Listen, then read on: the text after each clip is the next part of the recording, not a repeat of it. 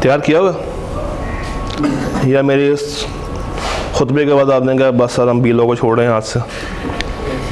नहीं ना, चलो चैप्टर 2। जी नुमान भाई, चैप्टर 2 क्या कहता है भला?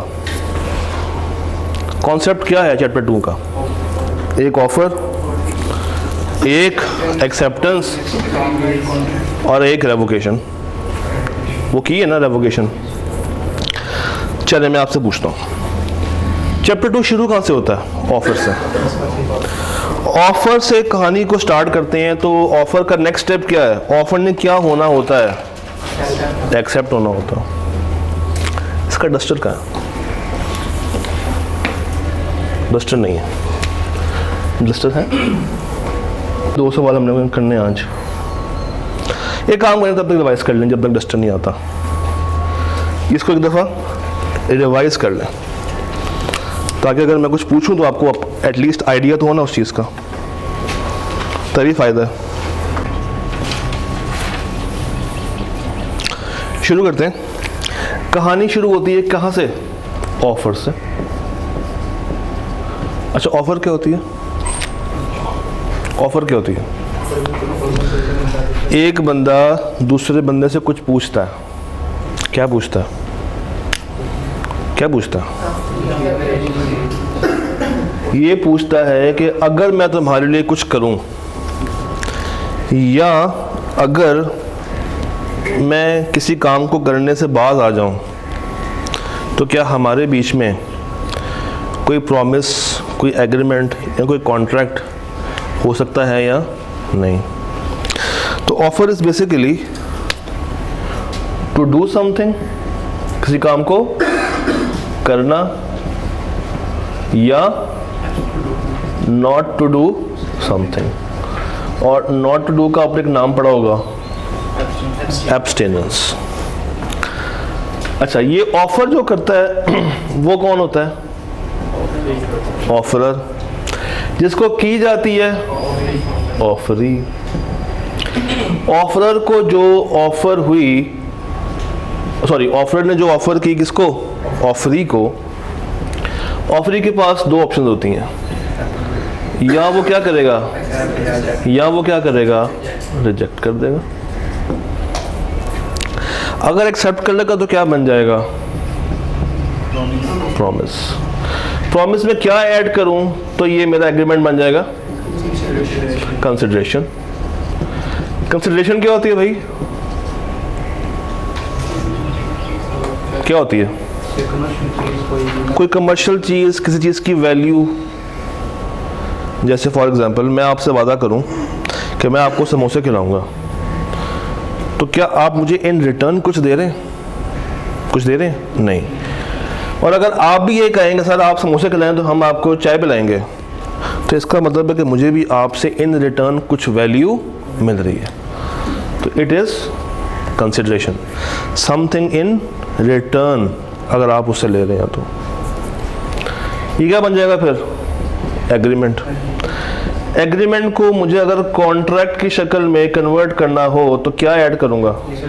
लीगल ऑब्लिगेशन या लीगल बाइंडिंग। सर जी लीगल ऑब्लिगेशन या लीगल बाइंडिंग एक तरीका बताएं जिससे की जा सकती है। कैसे करें? कोई मतलब गवाह हो जाए, कोई गवाह हो जाए, विटनेस हो जाए, या स्टाम्प पेपर पे लिखवा लें। सर जी ये एक्सप्रेस और इम्प्लाइड की क्या कहानी है? एक्सप्रेस है जो वादा करके मतलब बोल के कहते हैं, लिख के कहते हैं। एक्सप्रेस इज बोल के कहना या लिख के कहना। और इम्प्लाइड क्या होता है? Through actions. Implied is through actions. याद है? क्लियर है कहानी? चलें, एक्सेप्टेंस हो गई, क्या बन जाएगा? प्रॉमिस, फिर एग्रीमेंट, फिर कॉन्ट्रैक्ट। आई कैप जो क्वेश्चंस पूछता है ना, वो पूछता है एग्रीमेंट से और कॉन्ट्रैक्ट से। प्रॉमिस को तो वो कुछ समझता ही नहीं है, उसके नज़दीक प्रॉमिस कुछ भी नहीं है। और इवन एग्रीमेंट में भी वो ये अज्यूम कर लेता है कि लीगल बाइंडिंग मौजूद होगी तो ये क्या बन चुका होगा, कॉन्ट्रैक्ट बन चुका होगा। एग्रीमेंट की चंद बातें कुछ चैप्टर्स के अंदर मौजूद है, उसके अलावा नहीं है। अच्छा जी, 3 तरह के सवाल आपको मिलते हैं आई कैप के एग्जाम में। How many types? 3 टाइप्स। पहला होता है वो सवाल जो कि टिपिकल स्ट्रेट फॉरवर्ड क्वेश्चन होता है,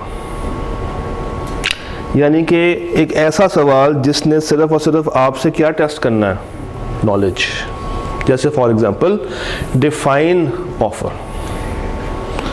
अब क्या इसमें उसने कोई फनकारी की है? क्या कुछ सिनेरियो मैंने पूछा? नहीं, मैंने जस्ट आपसे क्या कहा कि ऑफर को पकड़ के क्या कर दें, सिंपली डिफाइन कर दें। तो अगर आपने उसको डिफाइन सही किया होगा तो आपको 6 नंबर मिल जाएंगे, डिफाइन गलत किया होगा तो नंबर नहीं मिलेंगे। सवाल आया and list the essentials of a valid offer, तो क्या लिखेंगे? क्या लिखेंगे? And list the essentials of a valid offer, क्या लिख कर आऊँगा मैं एग्जाम में? कौन सी बातें लिखेंगे इसमें? ऑफर सडन होनी चाहिए, डेफिनेट होनी चाहिए, कम से कम 2 बंदे होने चाहिए, ऑफर खुद को नहीं कर सकता, ऑफर कम्युनिकेट करनी चाहिए, कंडीशनल हम कर सकते हैं, अगर उसमें स्पेशल टर्म ऐड किए तो दूसरी पार्टी को कम्युनिकेट भी करनी है, वो सारी बातें। इस तरह के सवालों में क्या होता है, you have to simply write the answer, copy paste करना है, अपनी नॉलेज बेस से, अपने दिमाग से वो चीज़ पकड़नी है और स्ट्रेट फॉरवर्डली जो उसने पूछा है अपने कागज़ के ऊपर उठा के मेंशन कर दें, और कुछ करने की ज़रूरत, कोई स्पेसिफिक पैटर्न बनाने की ज़रूरत नहीं। आई कैप ने इस चैप्टर में से इतने सारे स्ट्रेट फॉरवर्ड सवाल पूछे, जैसे ऑटम 2011, कितने साल पुरानी बात कर रहा हूँ मैं भला? हम कहाँ पे खड़े हुए हैं? 25 में। तो ये है ऑटम 14 ईयर्स अगो। सवाल क्या है? डिफाइन, सवाल पढ़े ज़रा, डिफाइन। आगे, when is an acceptance considered valid. तो आप क्या करेंगे? सबसे पहले इसको डिफाइन कर देंगे और उसके बाद आप क्या बताएंगे? Essentials of a valid acceptance. पहले उसको डिफाइन कर दिया, एक लाइन छोड़ी, उसके नीचे लिखा essentials of a valid acceptance, और लाइन से आपने उसकी 5-6 बातें उठा के लिख दी। आसान है या मुश्किल है? आसान है। 2B पढ़े जरा, question number 2, spring 12। What is the time limit after which a proposal cannot be? ये प्रपोजल क्या होता है? ऑफर। तो टाइम लिमिट क्या है जिसके बाद हम अपनी प्रपोजल को, अपनी ऑफर को ख़त्म नहीं कर सकते, रिवोक नहीं कर सकते? तो कब तक कर सकते हैं? एक्सेप्टेंस से। भैया 3 नंबर के लिए पूछ लिया था। How and on what grounds a proposal stands? ये क्या पूछ रहा है? How and on what grounds, proposal को ख़त्म करने का topic lapse of 4 number. Under the provisions of the contract act list the essentials of a valid. क्या ये सवाल रिपीट नहीं हो गया? ऊपर भी ये क्या था कि कब उसको हम वैलिड मानेंगे? एसेंशियल्स। तो आई कैप ने 11 का पूछा हुआ सवाल कहाँ पे रिपीट किया? 17 में। तो इससे हमें एक थीम समझ आई कि आई कैप अपने सवालों को रिपीट कर सकता है, उसको रिपीट करने में कोई मसला नहीं। फिर 2020 में क्या हुआ ज़रा पढ़े? फिर से रिपीट हो गया। तो पहले क्या पूछा था? 11 में। फिर कब पूछा? 20 में। यानी कि ये 3 दफ़ा उसने सेम सवाल टेस्ट किया, पहले 7 नंबर के लिए और फिर 4 नंबर के लिए और फिर 4 नंबर के लिए। क्वेश्चन 6 रीड करें ज़रा।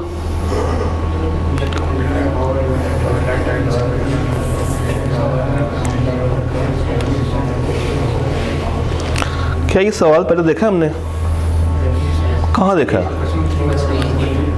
2 और 3 ICAT में क्या किया? स्प्रिंग 12 की अटेम्प्ट में गया, क्वेश्चन 2A पकड़ा, 2B पकड़ा, 3 जमा 4 कितने हो गए? दोनों को मिला के 5 नंबर के लिए कब पूछा? ऑटम 2012 से 22 का सफ़र। 10 साल के बाद सवाल रिपीट हुआ, सवाल रिपीट हो रहा है। इसका मतलब ये है कि जब भी आप लोगों ने अपनी प्रिपरेशन करनी है, हमेशा पास्ट पेपर्स को अपने सामने रखना है, क्योंकि वो आपको हिंट देते हैं कि ICAT ने क्या पूछ लिया, ICAT ने क्या पूछा नहीं है, कौन सी चीज़ बहुत दफ़ा टेस्ट की जा रही है, कौन सी चीज़ कम टेस्ट की जा रही है, और कैसे हम वो चीज़ें भी प्रिपेयर करें जो उसने अभी तक टेस्ट नहीं की। तो क्वेश्चंस टेस्ट किए हुए से भी आ सकता है और टेस्ट ना किए हुए से भी आ सकता है। इसका मतलब है कि ये 3 सवाल भी हमारे क्या हो गए हैं? सेम हो गए। ऐसा ही बॉस, कोई शक तो नहीं है? पक्की बात? तो सर ये वो क्वेश्चंस हैं, ये सारे वो क्वेश्चंस हैं जो कि स्ट्रेट फॉरवर्डली आप आंसर कर सकते हैं। इसमें कोई भी चीज़ आपने घुमा फिरा के नहीं लिखनी। इसे कहते हैं टाइप 1 क्वेश्चन, जो कि सिंपल आपने कहाँ से आंसर करना है?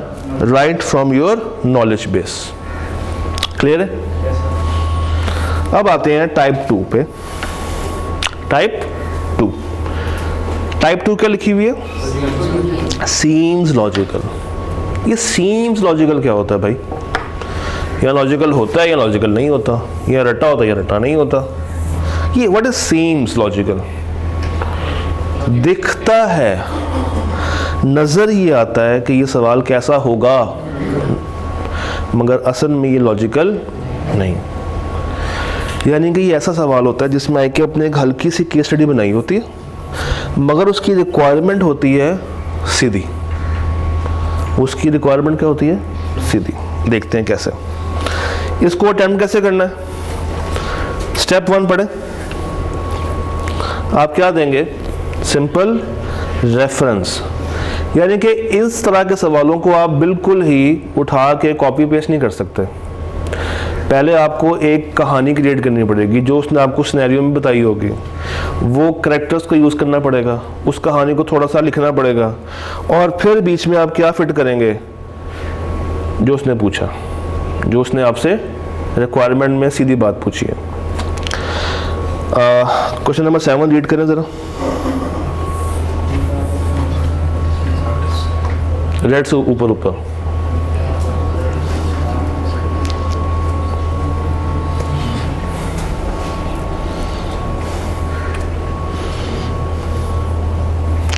हाँ जी, पढ़ा? इस सवाल में क्या हो रहा है? पहले रिक्वायरमेंट पढ़ लेते हैं। Explain whether it is a valid contract. आपने ये बताना है कि ये जो ऊपर 2.5 लाइनें हैं, इसमें से क्या कोई वैलिड कॉन्ट्रैक्ट बना है या नहीं बना। क्या कॉन्ट्रैक्ट में 2 लोग होने चाहिए? क्या इसमें 2 लोग आ रहे हैं? कौन से 2 लोग हैं? एक अंकल मुराद और एक आंटी सनम। अंकल मुराद ने अपनी गाड़ी ऑफर की है किसको? आंटी सनम को, ₹4 4 लाख। मुराद ने कहा सनम को कि भाई मैं अपनी गाड़ी बेचना चाहता हूँ, उसके बदले कितने पैसे? 4 लाख। सनम बाजी ने ऑफर को क्या कर लिया? एक्सेप्ट कर लिया। और एक पे ऑर्डर, व्हाट इज अ पे ऑर्डर? आसानी के लिए हम इसको चेक कर लेते हैं, आसानी के लिए चेक कर लेते हैं। चेक भेज दिया कितने का?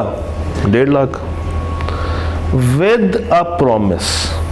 खुद ही से एक प्रॉमिस कर लिया कि बाकी मैं मंथली 62,500 रुपये की किस्त में अदा करूँगी।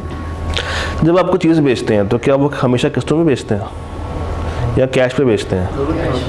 स्ट्रेट कैश पे बेचते हैं। यानी कि आप कहते हैं कि मुझे सारे पैसे डे 1 पे चाहिए, तो तो जब ये मुराद ने ऑफ़र की होगी 4 लाख रुपए की गाड़ी की, तो उसके जहन में क्या होगा कि पैसे कैश मिलेंगे, मतलब कैश से मुराद है चेक भी, कि सारे पैसे इकट्ठे मिलेंगे और कोई किस्त नहीं होगी।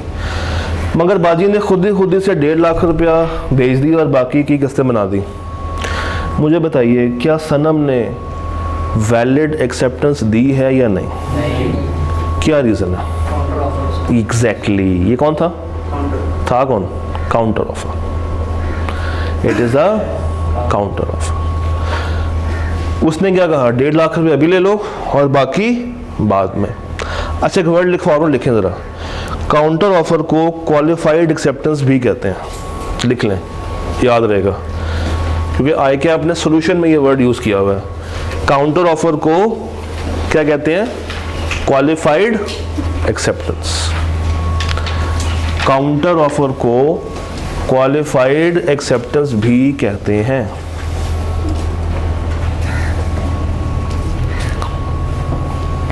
काउंटर ऑफर को क्या कहते हैं? Qualified acceptance. काउंटर ऑफर को क्या कहते हैं? Qualified acceptance. तो अब जरा मुझे ये बताइए,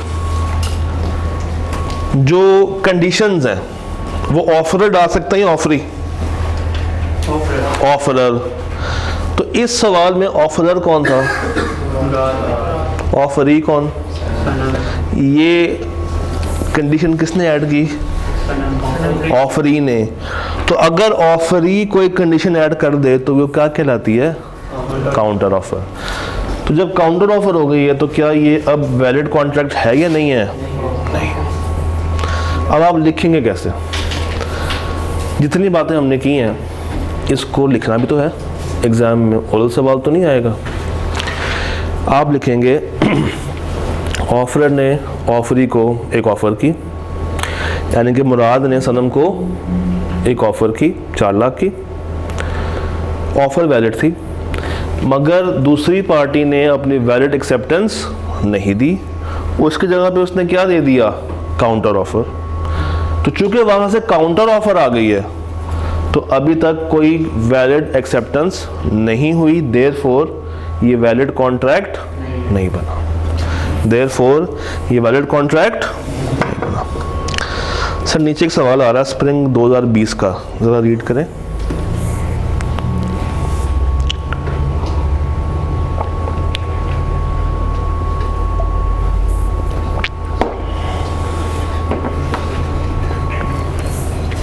वो कब आया था? ये कब आया? तो अगेन साबित क्या हुआ? ICAP पुराने सवालों को रिपीट कर सकता है। क्या करेगा? मैक्सिमम नाम शाम चेंज कर देगा, अमाउंट चेंज कर देगा। ऊपर था गाड़ी, नीचे क्या है? फ्लैट। बाकी सारी कहानी सेम। चले स्प्रिंग 16 पढ़े।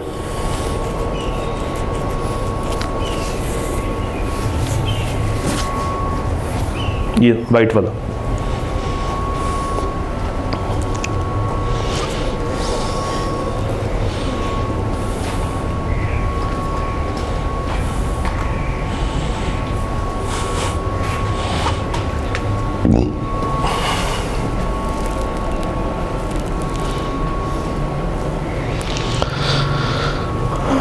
पढ़ लिया? चले अब मैं पढ़ता हूँ।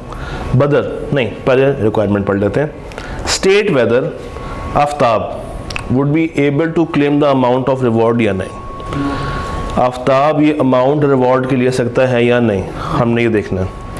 बदर जो कि ओनर है किसका? मशहूर एसोसिएट्स का, उसने अपने एक एम्प्लॉय को भेजा। एम्प्लॉय का नाम क्या है? कि जाके मेरा पालतू घोड़ा ढूंढ के लेकर आओ जो कि पिछले 5 दिनों से मिसिंग है। जैसे ही वो बंदा निकल गया, बादल ने बाद में एडवर्टाइज कर दिया 20,000 रुपया कि जो कोई ये घोड़ा ढूंढ के लाएगा तो मैं क्या दूंगा उसको? 20,000। और इस बात का इल्म आफ्ताब को नहीं। Aftab unaware of the advertisement, मगर उसने घोड़ा ढूंढ लिया। बाद में पता चला कि भाई इस पे तो क्या था? रिवॉर्ड। तो क्या ये रिवॉर्ड वाली ऑफर दूसरी पार्टी को कम्युनिकेट हुई है? तो जब ऑफर ही कम्युनिकेट नहीं हुई तो क्या कोई एक्सेप्टेंस मिल सकती है? तो क्या ये एग्रीमेंट बनेगा? क्या ये कॉन्ट्रैक्ट बनेगा? क्या ये अमाउंट, थैंक यू, क्या ये अमाउंट क्लेम की जा सकती है? तो आपका आंसर क्या होगा कि आफ्ताब ये अमाउंट क्लेम नहीं कर सकता। रीज़न कि ये ऑफर उस तक कम्युनिकेट ही नहीं हुई थी, और जब तक ऑफर कम्युनिकेट ही नहीं हुई तो इसकी कोई एक्सेप्टेंस भी नहीं। याद है? क्लियर है? इस सवाल में 2 बातें और भी हैं, बट वो अभी आपको समझ नहीं आएंगी। चैप्टर 3 के बाद और चैप्टर 8 के बाद ये सवाल मुझे याद करवाइएगा, दोबारा से करेंगे, ठीक है? किसके बाद? 3 और 8 के बाद। क्वेश्चन 10 पढ़े।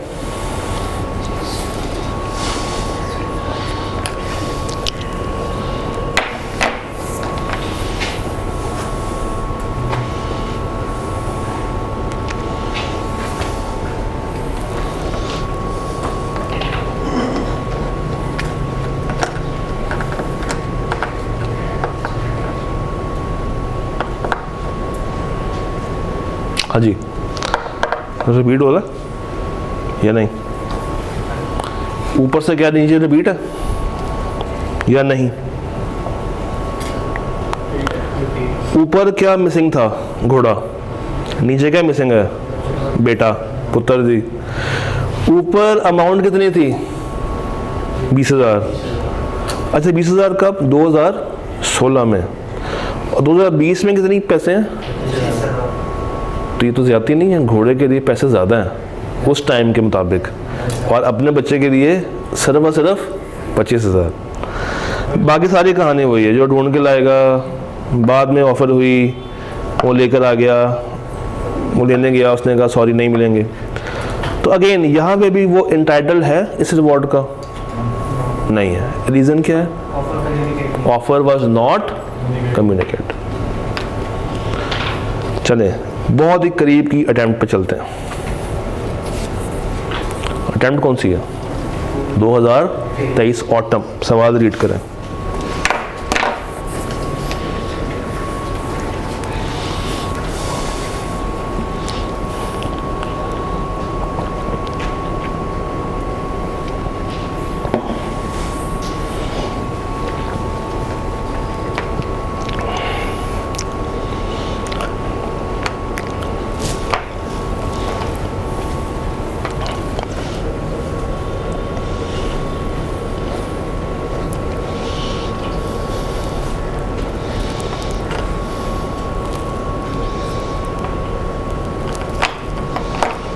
पढ़ा?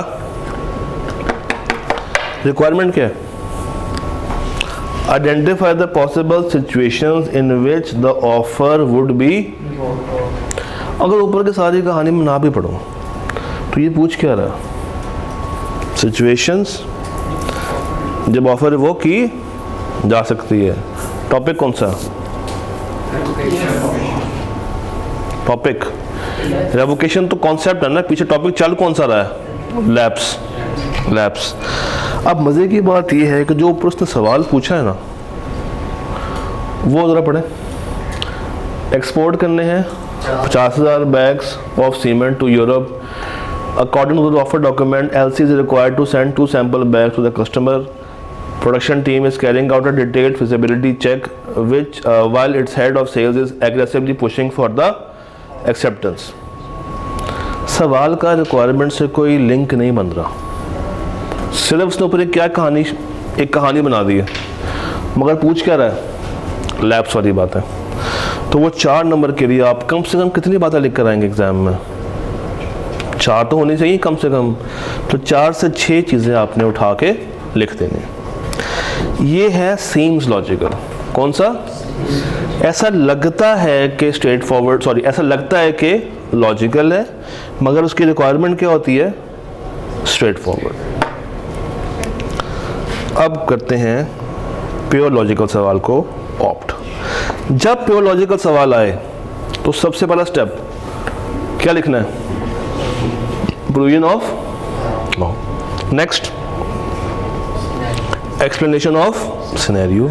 And next decision.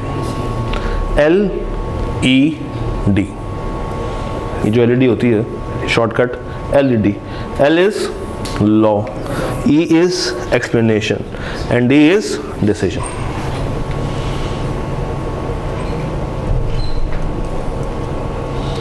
चलें ये हम सवाल अटेम्प्ट करते हैं, ये वाला व्यू हो रहा है, क्लियर है? ज़रा अटेम्प्ट करें, लिखें ज़रा, कापियाँ पेंसिल खोल लें, रजिस्टर खोल लें, थोड़े से अब हाथ चलाने की बारी आ गई है। तो ये क्वेश्चन मुझे आपने बताना है अटेम्प्ट करके कि आपका आंसर क्या है। सवाल है 5 नंबर का, आपको मैं दे रहा हूँ 10 minute. Your time starts now. सवाल में क्या हो रहा था, एक बंदा दूसरे को क्या करवा रहा है, ऑफर करवा रहा है। कब करवा रहा है? 3 तारीख को। तो बना लेते हैं। ऑफर कौन है, लिखवाइएगा ज़रा। सलीम। ऑफर ही कौन है? गाजी। सलीम ने गाजी को कब ऑफर की? 3 सितंबर। ये ऑफर का खत जा रहा है। ये खत कहाँ पहुंचा इसके पास? 5 सितंबर को।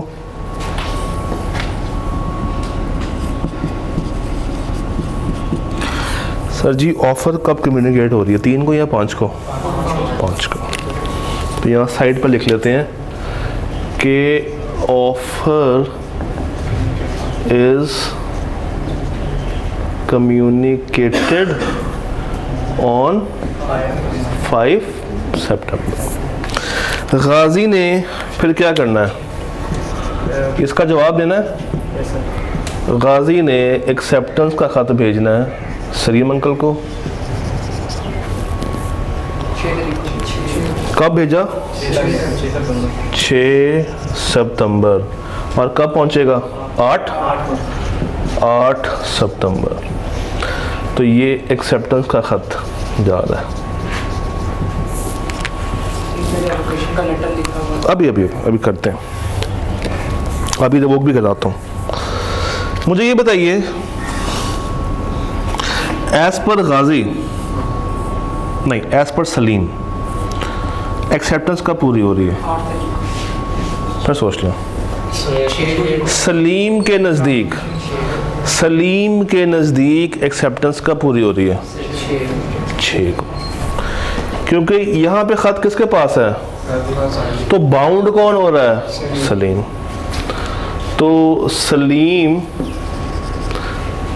की जो एक्सेप्टेंस है इज ऑन 6 सितंबर।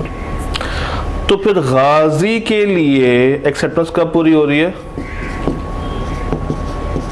खत कब पहुंचा इसका? तो यहाँ पे कौन बाउंड हो रहा है? गाजी। गाजी कब हुआ? 8 सितंबर। यहाँ तक सवाल क्लियर है? यहाँ तक सोचा था, लिखा था। अब रूल क्या है, ऑफर में याद रखिएगा हमेशा एक डेट होती है, मगर एक्सेप्टेंस में 2 डिफरेंट लोगों के लिए 2 डिफरेंट डेट्स होंगी। ऑफरर के लिए डेट कुछ और होगी और ऑफरी के लिए डेट कुछ और होगी। अब मेरा एक सवाल है आपसे, ये जो ऑफर हुई थी ये किस डेट से पहले आपके पास 4 डेट्स आ रही हैं, किस डेट से पहले तक रिवोक की जा सकती है? रूल क्या है? एक्सेप्टेंस से 6 से पहले। तो before 6 September offer can be revoked. Next, ये कब भेज रहा है? ऑफर की रेवोकेशन का खत कब पहुंचा था? 8 को नहीं, 7 को।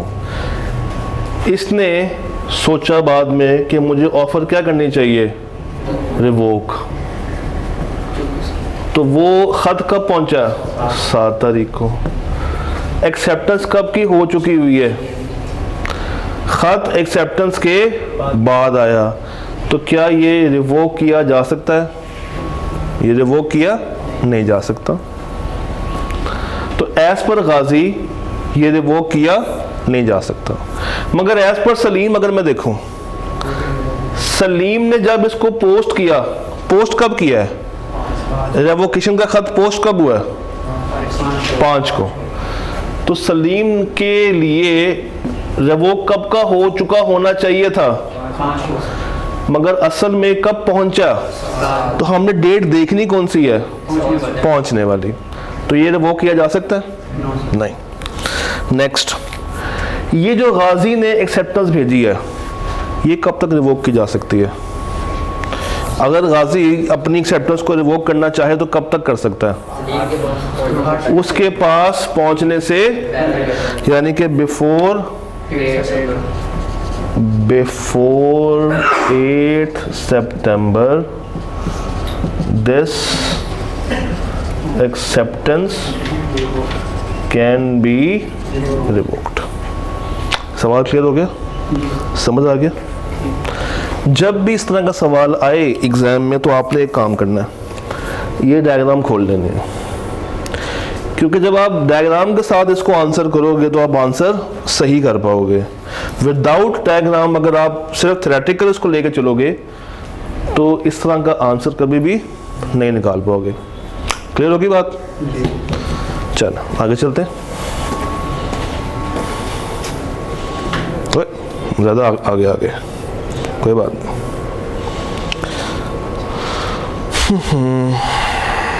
अच्छा जी,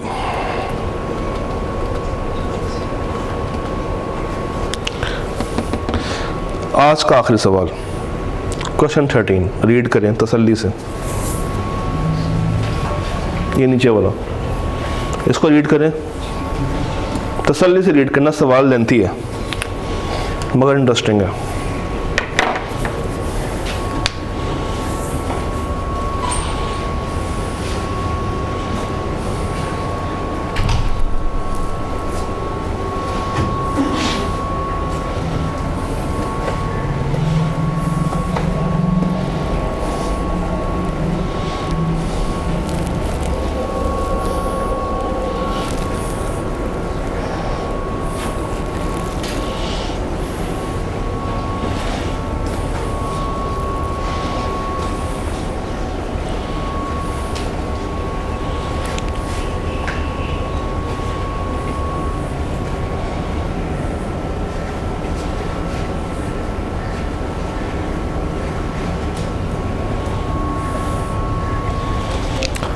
हाँ जी, worried. Ahmed being interested in purchasing Adil's DHA property. Interest कौन शो कर रहा है? अहमद कहता है मुझे आदिल की DHA प्रॉपर्टी खरीदनी है। उसके लिए उसने लेटर भेजा 1 तारीख को और उसमें क्या लिखा, मैंने सुना है कि तुम अपनी प्रॉपर्टी बेच रहे हो DHA वाली, मैं इंटरेस्टेड हूँ उसको ख़रीदने में। क्या तुम मुझे बताओगे कि तुम कितने की बेच रहे हो और अभी तक तुम्हें कितने पैसे हाईएस्ट ऑफर हुई है, कोट। उसका जवाब आया जो अभी तक मुझे हाईएस्ट कोट लगा है वो 35 मिलियन है।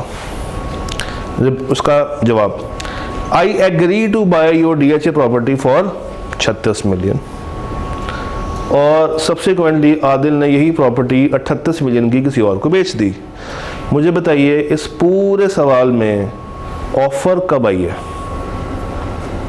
किस लाइन में आपको ऑफर नजर आ रही है?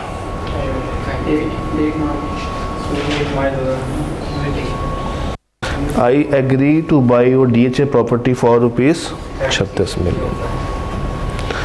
सडन भी हो गया और प्रॉपर्टी डेफिनेट भी हो गई, अमाउंट भी आ गई, 2 लोग भी आ गए। इससे ऊपर क्या हो रहा था? Invitation to offer. इससे ऊपर क्या जो कहानी है ये क्या थी? Invitation to offer. तो ऊपर वाली जितनी बातें हैं वो सारी यहाँ तक क्या है? इनविटेशन। यहाँ पे उसने कहा मैं 36 की तुमसे ख़रीदना चाहता हूँ, ये ऑफ़र है, मगर उसने 38 की किसी और को बेच दी। तो क्या ये बंदा लायबल होगा? क्यों? क्योंकि ऑफ़र कभी भी एक्सेप्ट ही नहीं हुई थी, तो लायबिलिटी किसी भी किस्म की क्रिएट नहीं हुई। डन। तो चैप्टर 2 कि हम लोगों ने क्वेश्चंस किए हैं, और चलें ऊपर वाला भी कर लें। हैफ नियम कर सकते हैं आप लोग, अब ट्राई करें। स्प्रिंग बाइस,